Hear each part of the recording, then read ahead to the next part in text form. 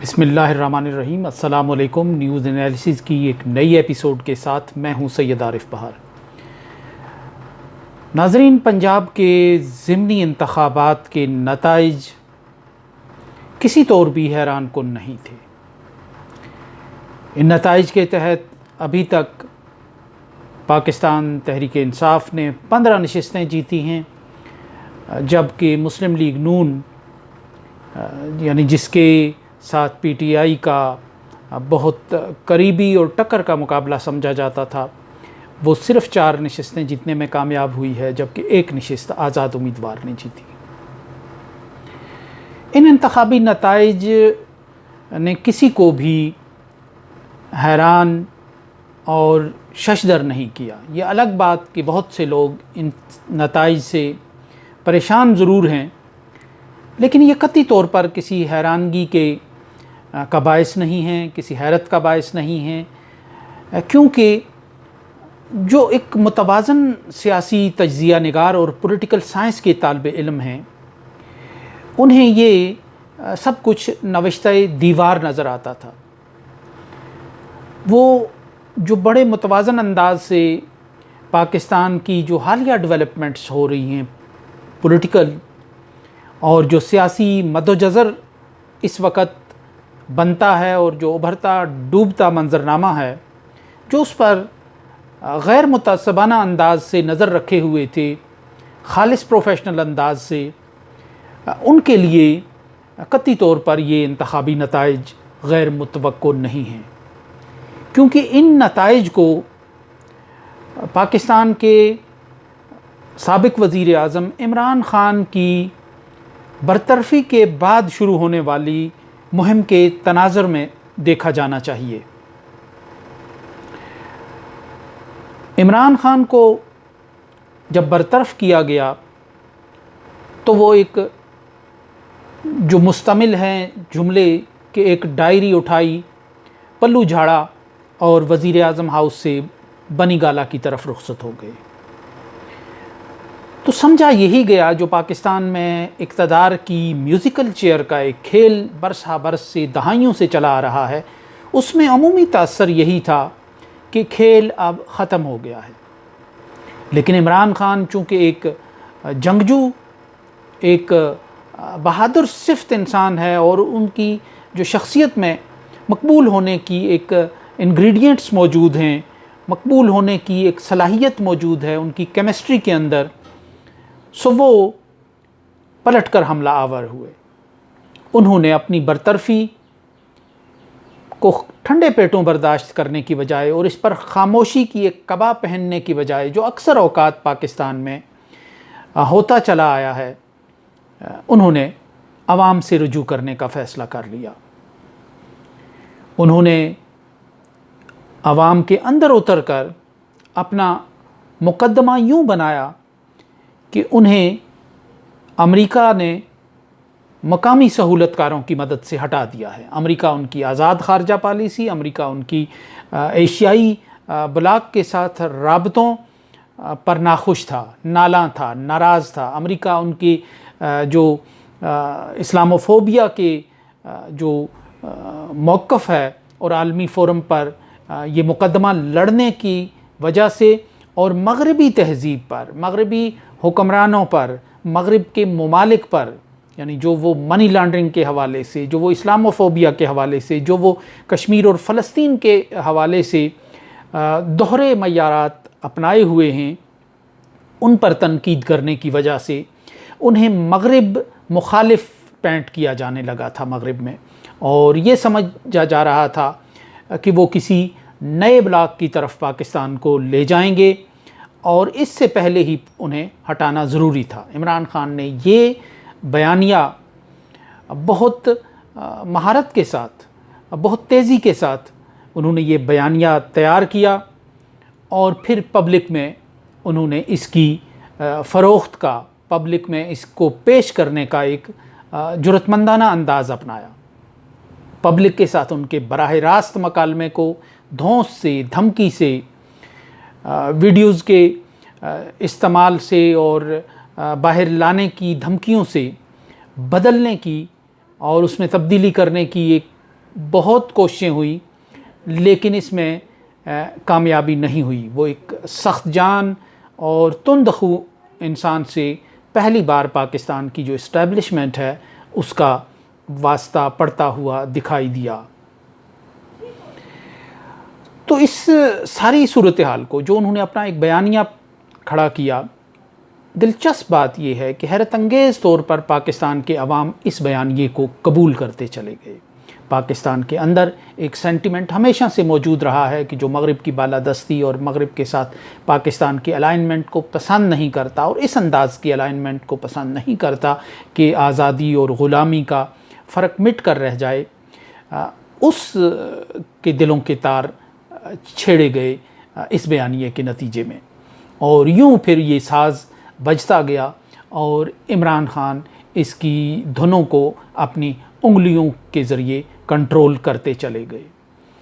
چونکہ یہ بیانیہ ازبر ہو گیا لوگوں کو کہ باہر سے امریکہ نے مقامی سہولت کاروں کی مدد سے عمران خان کی حکومت کو برطرف کیا ہے، ان کا تختہ الٹا ہے، سو اس کی مزاحمت جب ہونے لگی تو وہ ایک قومی پرامن مزاحمتی تحریک بن کر سامنے آئی، جس میں زندگی کے ہر شعبے سے تعلق رکھنے والے فنکاروں نے، کھلاڑیوں نے، شاعروں نے، ادیبوں نے، دانشوروں نے، صحافیوں نے اور عام جو سول سوسائٹی کے لوگ ہیں انہوں نے اپنا حصہ ڈالا۔ ایسے لوگ جن کا سیاست سے دور دور تک کوئی تعلق نہیں ہے، اس قومی مزاحمتی اس عمل میں انہیں سرگرم دیکھا گیا۔ دنیا کے تمام ملکوں میں بسنے والے پاکستانی ایک بہت پرجوش انداز میں اس تحریک کا حصہ بنتے چلے گئے، اور انہوں نے تمام خوف اور تمام دھمکیاں اور مقامی مجبوریاں جھٹک کر وہ میدان عمل میں آئے، اور یوں یہ جو سبق انہوں نے عمران خان نے اپنی قوم کو پڑھایا وہ قوم نے ازبر کر لیا، اور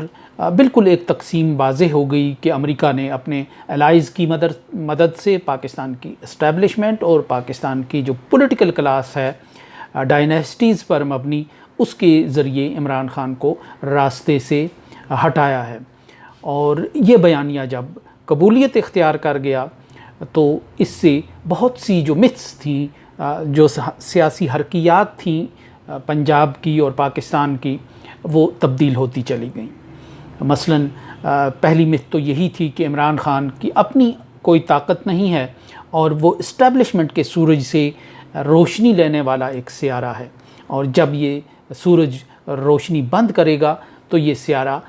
تاریک ہو جائے گا اور یہ خاموش ہو جائے گا۔ یہ مت غلط ثابت ہوئی، اور عمران خان نے یہ بتایا کہ ان کی حکومت پر اور ان پر جو سلیکٹڈ کی ایک اصطلاح تھی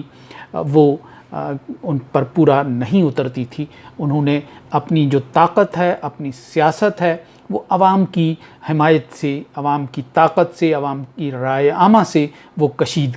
کی، اور ایک مرحلہ ایسا بھی آیا، بلکہ ابھی تک ایسا آیا کہ وہ اسٹیبلشمنٹ کی آنکھوں میں آنکھیں ڈال کر کھڑے نظر آئے، اور ابھی تک یہی کیفیت نظر آتی ہے۔